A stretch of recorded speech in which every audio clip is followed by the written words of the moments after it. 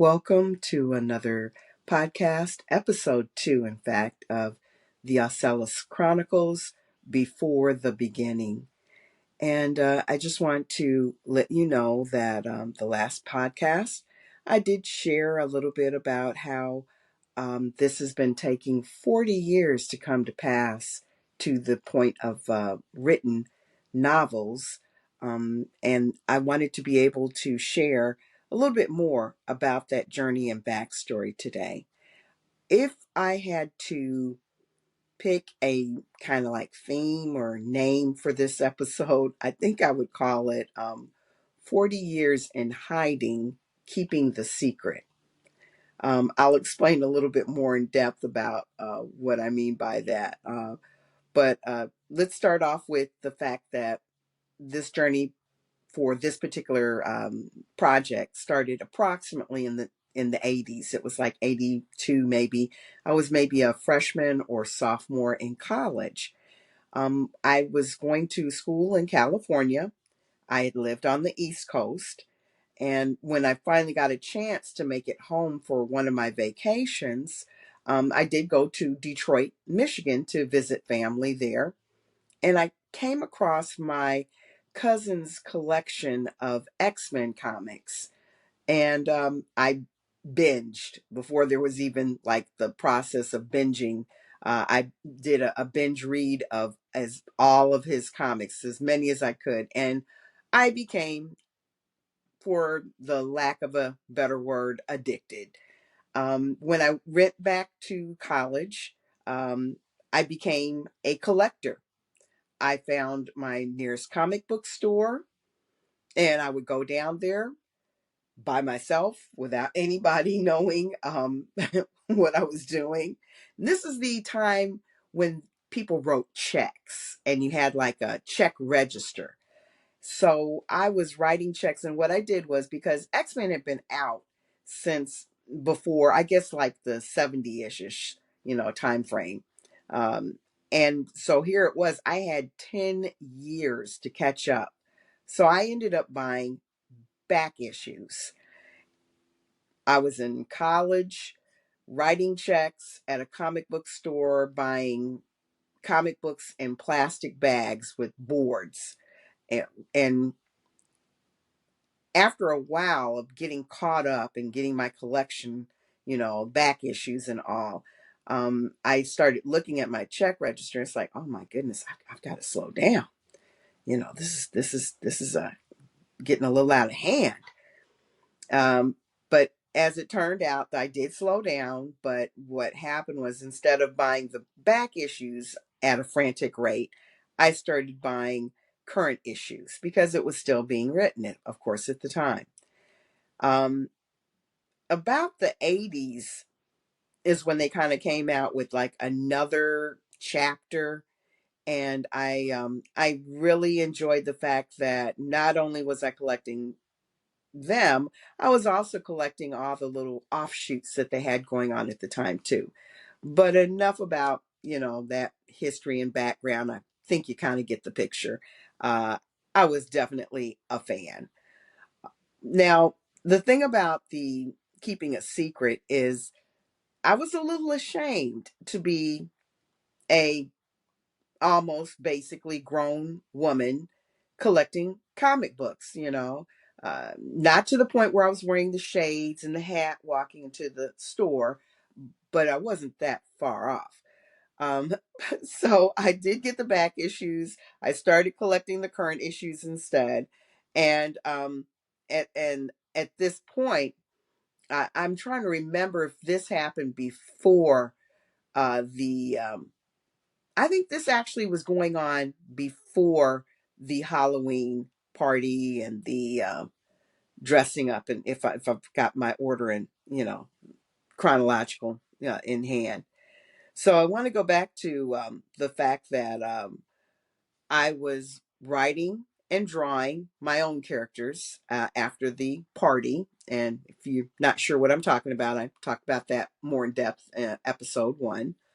But for a recap, my roommate and I created these alien beings from another planet, And we decided to come up with our own storyline, powers, names, and all of that to go along with our story for the evening.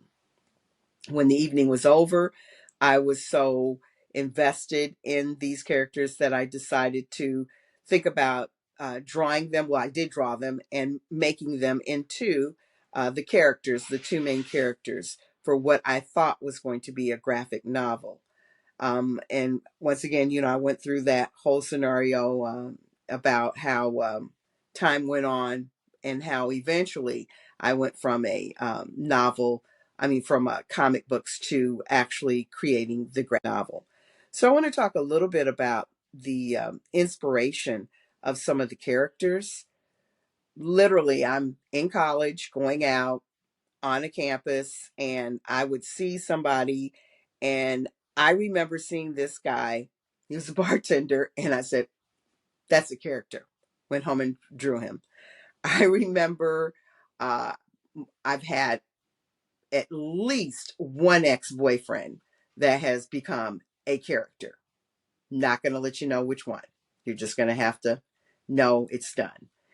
One of my favorite singers became his hair for two different eras in his career became the twins featured in my series characters. Uh, a bodybuilder, because at the time I was pretty much in shape. I was a fitness instructor. I don't even know if they're still around anymore, Fitness Institute. I taught aerobics. I worked on the weight floor. So I was in shape at the time. And so I was reading the magazines, and there was this one bodybuilder. I liked his face, I liked his build. He's a character. Um, so I think you see where this is going. It's kind of like the writer thing. Don't make a writer mad. You may end up being in the story. Well, now I am a writer, so it can still happen. One of the things that I did do a little different, though, I'm getting a little ahead of myself, though, was the fact that even though a character may look or resemble a real live person, their story may pull from a completely different set of circumstances. So just because they look like X doesn't mean that all the storyline went that way for for that character. Not even close. So uh, I I want to talk about the secret aspect. A lot of different ways to have something that is a secret and you're still reveal it. It's like secrets kind of leak out. Uh, even when you're trying to make them be a quote unquote secret. I'll give you an example. Because of the fact that I did enjoy reading not just X-Men, just comics in general, Marvel, um, I ended up collecting She-Hulk comics. Well, She-Hulk ended up being my sorority name in college when you get to pick your name, not the one they give you. And so many times people were probably thinking, because at the time that I worked at Fitness Institute, that the name She-Hulk was related to the weightlifting and working out and all of that. No, and it did to a certain respect, but really it was like a great merge of the fact that I was a body, into bodybuilding and working out and all of that, and the fact that She-Hulk the comic book character, absolutely loved her. I mean, I even did later years Witchblade, Teen Titans, because I'm still a female reader, so I gravitated toward titles that kind of had strong, sexy female characters, and so that's what I was interested in, being a strong, sexy female character. So, but it was still, if someone knew about my comics and or Barbie, that I love Barbie, but at the time I think Barbie came much later in life, my Barbie collecting and all. But if they knew about that, meant that they were probably in a special circle. They were on the inner circle. And it was kind of like, if I really trusted you, you probably knew that I did collect comics. So it's kind of like the gauge that allowed me to decide whether I wanted to let someone know. And in some cases, it's not about how close I was with the people, because there are people who, at the taping of this, do not know any of this information that are my loved ones. And I love them. But it was a secret. And maybe then it won't stay a secret, but yeah. But secrets have a way of leaking out. The sorority name was one way. When I was in college, I wrote a paper, and it was based on a X-Men graphic novel, God Loves, Man Kills. Great, great graphic novel. It was so beautiful, the artwork, the story, just everything about it. So I made it a theme for one of my written papers. And glad to say, since I took that risk, I got a great grade on it. So I was happy. Thank you. So other examples. I remember one of the people that as I consider a love of my life. One of our bonding things was the fact that we both loved comics, and specifically X-Men. And his nickname for me was Marvel Girl, and I absolutely loved it. I was, oh, to this day, there are times, because this is like, we've known each other for over 30 years. He still at times will make a reference to that for me as a name. And we it's like our thing. It's our so yeah, so I'm going to keep it our thing. I'm not going to mention his name, but he knows who he is. But yeah, I did think, things like that. I remember dating, going into a comic book store in Tennessee, when I lived in Tennessee for a portion of my life. The comic book owner, really nice, fun guy. I was single at the time, and you're going in often to buy comics, and you start talking about comics, and most of his clientele were men. So I was like a woman coming in, and at this time I was still pretty much in shape, and we dated for a little while, and until I moved, but yeah, it's had it's been a part of my life for a long time. So I'm just not just saying this. Um, Going to Halloween parties. Not, like I said, I already started off with characters, but I dressed as She-Hulk one year. Yes, I did paint my skin green and wore a ripped up white shirt. And only the diehards will know this one. One year I went to a masquerade ball as Aaliyah Bishop. So yeah, look it up, Google. I'm not going to tell you everything, but anyway, let me talk about my characters and um, names. Names are very important to me. I believe that there is a significance behind names. I believe it's very important what you call your children. I believe that there's something to be said about picking nicknames even. So I'm really big into names.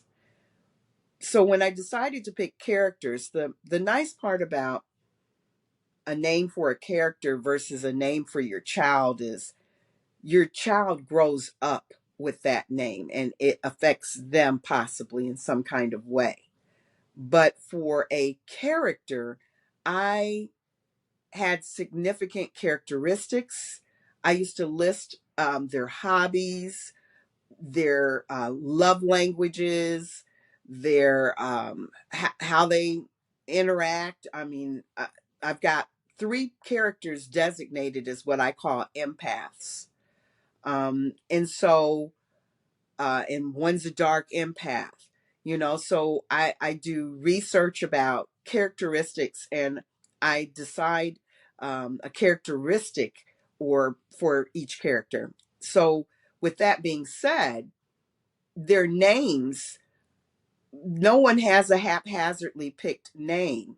I looked up and researched and found meaning and just all of those things. I still wanted something that sounded unique, but I was very adamant about what does this name say? What does it mean? How does it add to who this character is? Because the thought process is in reverse. Instead of the name being given and them growing into the name, and they have certain characteristics or things that may be associated or concerning the name.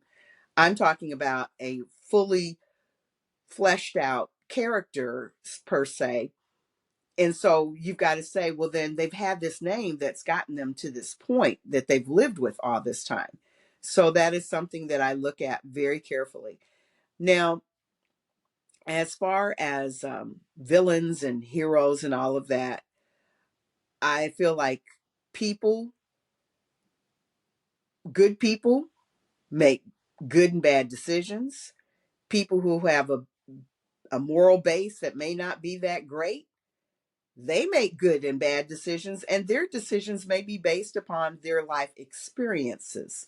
So I can empathize and understand where somebody is coming from, but I don't have to necessarily agree with what they do, but you can understand why people do things. And so that was what I wanted to do. One of the things that influenced me even more, because I had already started writing, maybe even had gotten through book one, maybe even two by the time I watched the series. I watched a series with the where the robots, I'm not going to mention any names, but people couldn't tell whether they were real people or not, you know, type of thing. And they were trying to figure out, you know, who was and who wasn't a quote unquote robot. I almost said the word. But the bottom line was the thing that I truly enjoyed about that series is the fact that they took what initially started off as the quote unquote villains of the episode. And then you started changing how you looked and saw them. And I said, that's exactly my desire as well, and something that I shoot for. So I didn't mention it before, but it's probably no surprise. I'm a Trekkie. I grew up watching probably not the originals, probably the reruns in the 60s of Star Trek. And of course, Uhura was one of my absolute favorite characters, hands down. And short story, I did get a chance to go to a Comic-Con and meet her before she passed. Absolutely lovely, lovely lady. Absolutely. Uh, and so anyway, yeah, no surprise. I'm a Trekkie. One of the things that I enjoyed that has influenced me, probably once again because of Star Trek, was the fact that their bridge represented like a United Nations type of look. People from all over what we considered our world. And so that is something, a page that I have also taken and have incorporated. My characters are of all nationalities and backgrounds. And so that was very important to me to add that element into the story. So as I started doing more and more characters, there were times where I said, "Oh, I've got to make sure I try to add another character. Is everybody represented? No. I mean, I'm trying not to just create a character just to create a character, but when a character comes up where there's room and the ability to add a different nationality, I absolutely do it. Absolutely. Um, so I did start telling my children as they were growing up. I'd get the characters out and I'd tell them about who they were and what their story was about and what was going on in their lives according to how I saw it. Keeping in mind that at this point I'm still thinking it's a graphic novel because I mean, yeah, it was going to be a comic book graphic novel. So all those years, it wasn't like I said until 2012 that it took a turn to become written. Um, but I want to talk a little bit about the the hiding, um, and like from friends and family. My brother knew way back.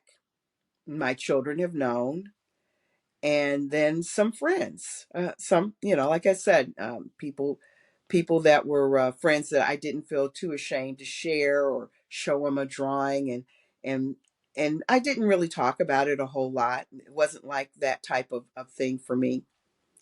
And so I want to talk about secrets.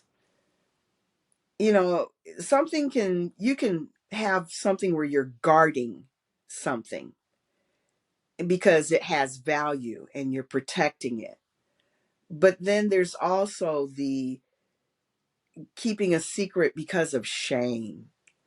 And you have to ask yourself, am I keeping this secret because I value it and I recognize the value and I don't want to just put my pearls before swine type of thing? Or is this a situation where you're scared, there's fear attached, and not fear like fear that it may be broken up or devalued, but fear of being found out or looked at differently or judged. And so it's like it's a fine line. So for me to do this, it I had to ask myself those questions. Am I not doing anything with it out of shame, or am I not doing anything with it because I don't value it? And I had to challenge myself.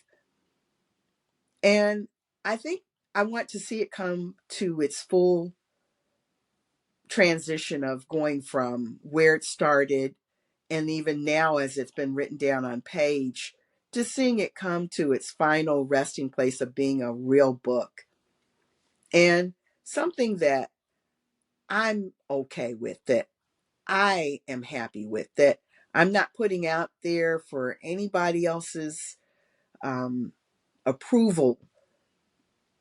It's like completing something, bringing something to the end of a journey, and beginning another journey afterwards.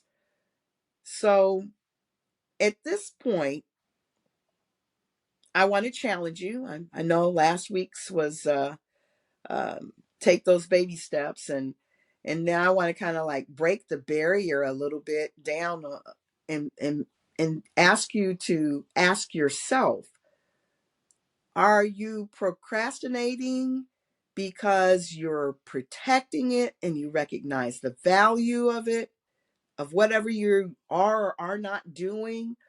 Or is it you have to get over a little bit of shame?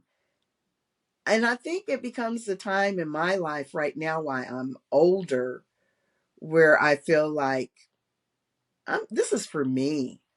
I'm doing this for me. And it may get accepted by people. Some people may like it, some people may not. But I want to get to this journey of saying, I had something that I saw, I worked on it, and I want to bring it through. It's your baby. It's your baby. So that's what this is all also all about for me. And I'm going to have you keep me accountable by trying to. And I just want to say thank you for your words of encouragement and support, um, and all. I really, really appreciate it. Makes it a little easier, makes it a lot easier. And, but I know it shouldn't. But the bottom line is, I know I said the ripping off the band-aid was last week's, and we're supposed to be maybe changing the theme up a little bit, but it still, it feels like a ripping off every single time I do this right now. So I just want to thank you for your patience, and thank you for your time. Thank you for just your support. And if you feel like letting somebody know about this because maybe they need to encourage themselves to get off the pot and do something that they have been loving or keeping to themselves, it may just make a difference. I don't know, maybe it will, maybe it won't, but maybe by me doing all of this and doing the writing and getting it out there, maybe it can make some kind of difference in somebody's life in a positive way.